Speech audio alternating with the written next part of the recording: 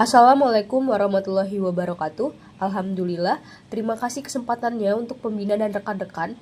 Pada kesempatan kali ini, izinkan kami, kelompok 2, untuk mempresentasikan hasil dari kerja kelompok kami, yaitu Hakikat Manusia dalam Islam. Namun sebelumnya, izinkan kami untuk memperkenalkan diri. Perkenalkan, saya sendiri Catherine Afrilia dengan NPT 41250033. Lalu bersama rekan-rekan saya yaitu Lutfi Adi Maulana dengan NPT 41250041, Mercy Verina Natasha dengan NPT 41250042, Muhammad Aditya Khairnian Putra Auliansyah dengan NPT 41250043, dan terakhir adalah Nopal Firdaus dengan NPT 41250047. Untuk selanjutnya akan dijelaskan oleh rekan saya. Kepada rekan saya persilahkan. Oke, selanjutnya saya akan menjelaskan tentang istilah penyebutan manusia dalam Al-Quran. Yang pertama adalah Bani Adam, yang berfokus pada aspek historis penciptaan. Artinya adalah keturunan Nabi Adam, menegaskan bahwa seluruh manusia berasal dari satu keturunan. Pernyataan tersebut dikutip di Quran Surat Al-A'raf ayat 31. Kemudian insan, fokusnya terhadap aspek kecerdasan dan rohani, yang menunjukkan manusia sebagai makhluk berakal dan mampu berpikir. Pernyataan tersebut dikutip di surat Quran, surat Ar-Rahman, ayat 3-4. Kemudian ada Abadun, yang fokusnya posisi manusia sebagai hamba Allah, yang artinya menekankan kewajiban tunduk dan patuh kepada Allah.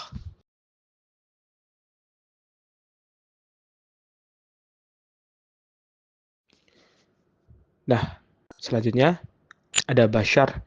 Bashar berfokus pada aspek biologis atau fisik yang menjelaskan kebutuhan fisik manusia seperti makan dan minum. Pernyataan tersebut dikutip Quran Surat Al-Mu'minun ayat 33. Kemudian ada Al-Ins, yang berfokus pada sifat manusia yang tidak liar dan kasat mata, berbeda dengan jin, makhluk Allah yang lain. Kemudian ada An-Nas, fokusnya pada aspek sosial yang menunjukkan manusia sebagai makhluk sosial yang hidup berkelompok. Pernyataan tersebut dikutip di Quran Surat Al-Baqarah ayat 21.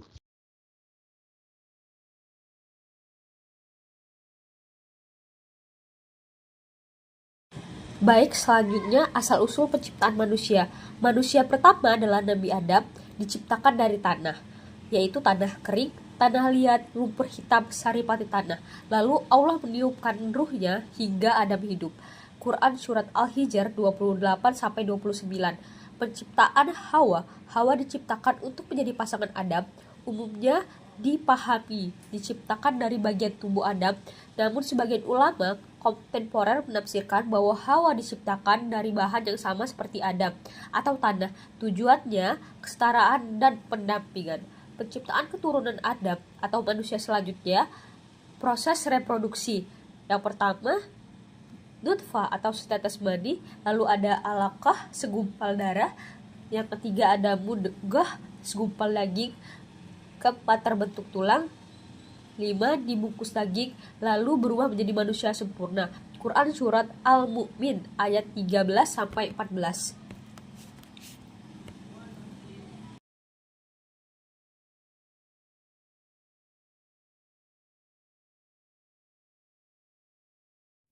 Kemudian ayat Al-Quran mengenai asal-usul penciptaan manusia pertama ialah Nabi Adam terdapat di Quran Surat Al-Hijr ayat ke-28 dan ayat ke-29. A'udzu billahi minasyaitonir rajim. Bismillahirrahmanirrahim. Wa iz qala rabbuka lil malaikati inni khaliqum basyaram min salsalim min hama'im masnun. Yang artinya, dan ingatlah ketika Tuhanmu berfirman kepada para malaikat, sungguh aku akan menciptakan seorang manusia dari tanah liat kering dari lumpur hitam yang diberi bentuk.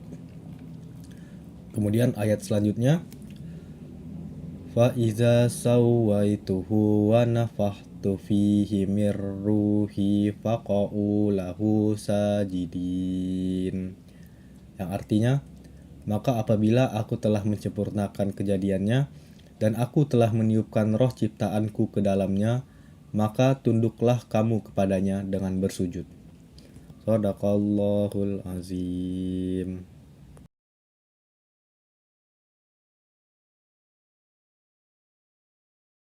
Kemudian ayat Al-Quran mengenai asal-usul penciptaan keturunan Nabi Adam ialah manusia berikutnya. A'udzubillahi minasyaitonirrajim. Bismillahirrahmanirrahim. Tsumma ja'alnahu nutfatan fi qararim makin. Artinya, kemudian kami menjadikan air mani yang disimpan dalam tempat yang kokoh, rahim. Kemudian ayat selanjutnya,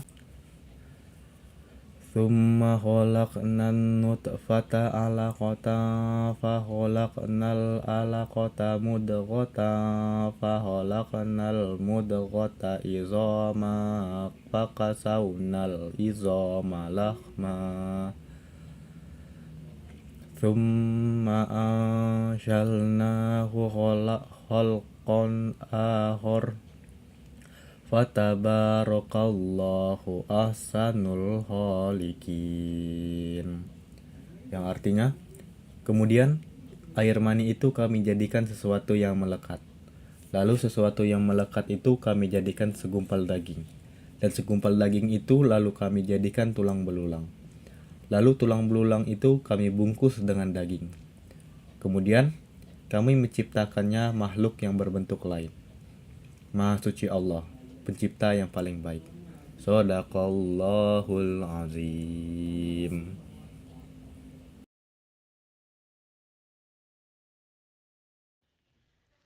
Berikutnya yaitu potensi dan keistimewaan manusia. Yang pertama ada potensi jasad. Potensi jasad adalah potensi fisik manusia, yaitu di mana manusia diciptakan berasal dari tanah, memiliki tubuh, organ, dan panca indera yang berfungsi untuk menunjang kehidupan. Selanjutnya, potensi ini tunduk pada hukum alam dan atau yang sering disebut dengan sunnatullah, yaitu bersifat fana dan pada akhirnya tubuh manusia akan kembali menjadi tanah. Oleh karena itu, potensi jasmani harus dijaga dan dimanfaatkan untuk hal-hal yang bermanfaat. Selanjutnya, ada potensi rohani. Selain jasmani, manusia juga memiliki potensi rohani yang menjadi pembeda utama dengan makhluk lain. Yang pertama ini ada roh. Roh bersifat tidak terlihat dan merupakan sumber kehidupan manusia. Ketika manusia meninggal, roh akan kembali kepada Allah Subhanahu wa taala. Yang kedua, ada akal. Akal membuat manusia mampu berpikir, meneliti, memahami ilmu, pengetahuan, serta membedakan antara yang benar dan salah. Dengan akal, manusia dapat berkembang dan menciptakan peradaban. Yang ketiga, ada kalbu atau hati. Kalbu adalah pusat spiritual dan moral manusia. Hati bersifat mudah berbolak-balik sehingga perlu dijaga dan dibersihkan dengan iman, ibadah, dan zikir agar tetap berada di jalan yang benar. Yang keempat ada nafas, yang berarti nafsu atau jiwa. Nafas dapat mengarahkan manusia kepada kebaikan maupun keburukan. Oleh karena itu, nafsu perlu dikendalikan agar tidak menguasai manusia dan menjauhkan dari nilai-nilai kebaikan.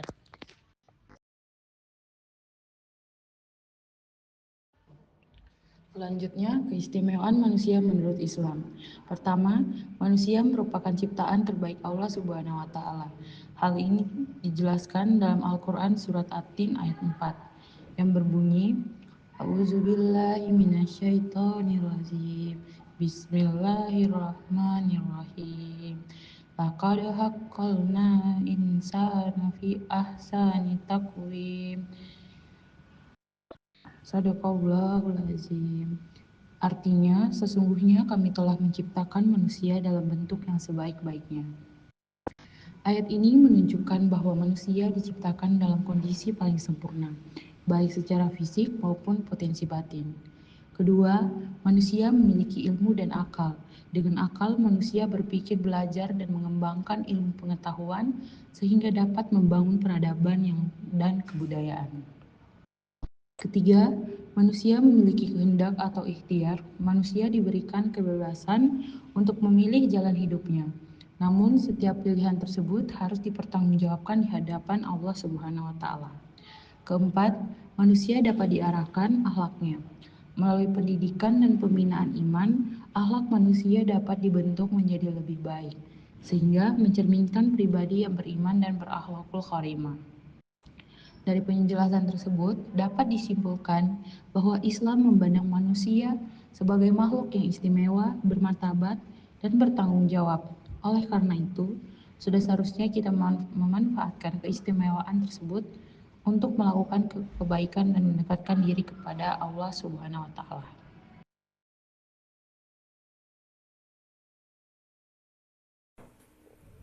Baik, di sini saya akan menjelaskan tentang kelemahan manusia. Baik, di sini selain keistimewaan, manusia juga memiliki kelemahan, yaitu berupa tergesa-gesa, suka membantah, lemah, berkeluh kesah, zalim, dan ingkar. Jadi, manusia itu tidak cukup hanya mengandalkan akal dan perasaannya, karena keduanya terbatas dan mudah dipengaruhi nafsu. Agama diperlukan sebagai pedoman yang benar dari Allah agar manusia tidak tersesat, bisa mengetahui mana yang baik dan buruk, serta dapat menjalani hidup dengan arah yang jelas.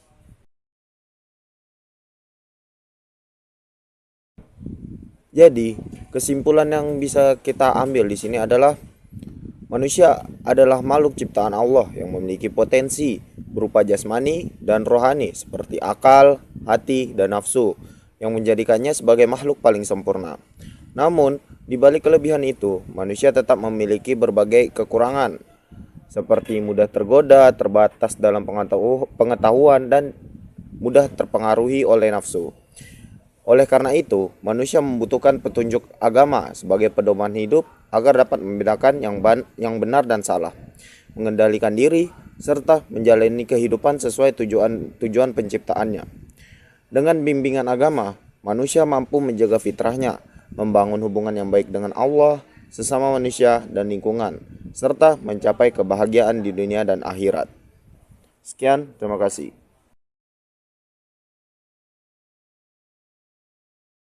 Baik, terima kasih atas perhatiannya rekan-rekan dan pembina. Kami mohon maaf apabila ada kesalahan dan kepada Allah kami mohon ampun. Kami tutup dengan wabillahi taufiq walhidayah. Wassalamualaikum warahmatullahi wabarakatuh.